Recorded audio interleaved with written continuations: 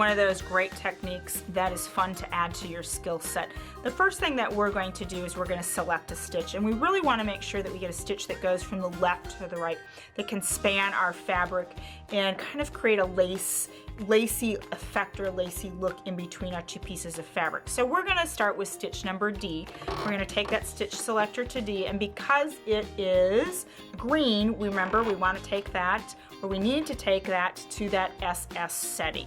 Now what I've done is we're going to go ahead and attach that standard presser foot, and I've actually prepped my fabric. I have two pieces of fabric that have been folded wrong sides together, and my folds are going to go into the inside, or they're going to meet one another.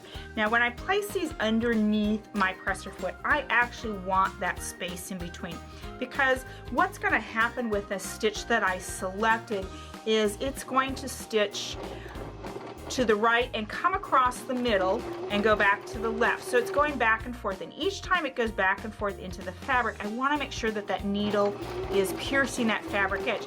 Now there'll be stitches that ride down the center that give you that lacy look. So hence the word bridging came from the fact that it's bridging two pieces of fabric together but not attaching them together in a seam or such as top stitching.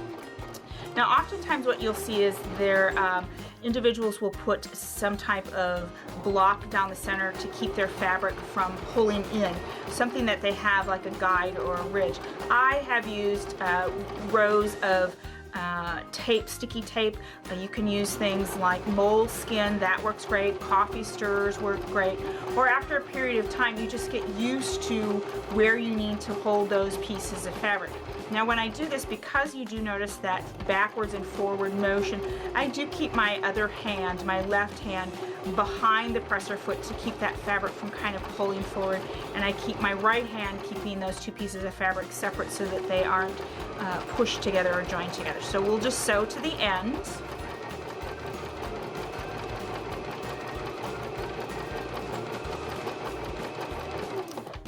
Okay, we're going to take that needle all the way up so we can pull those threads clearly. And then the big reveal is, this is our bridging stitch. You can see that lace that sits in between. You can see as I started further apart, I came a little closer together, and that's what you really want to watch and avoid. As I got towards the end, I got more back to that lacy and that open look.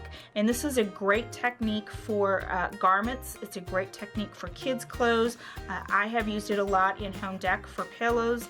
I've used it also a lot for table linens. So creating this look, which is considered kind of a traditional, some people will call it an heirloom look, is really just quick and easy or simple on the Baby Lock Zest by selecting the correct stitch and making sure that your fabric is set up correctly. So I think you'll have a lot of fun with this particular stitch on the Baby Lock Zest.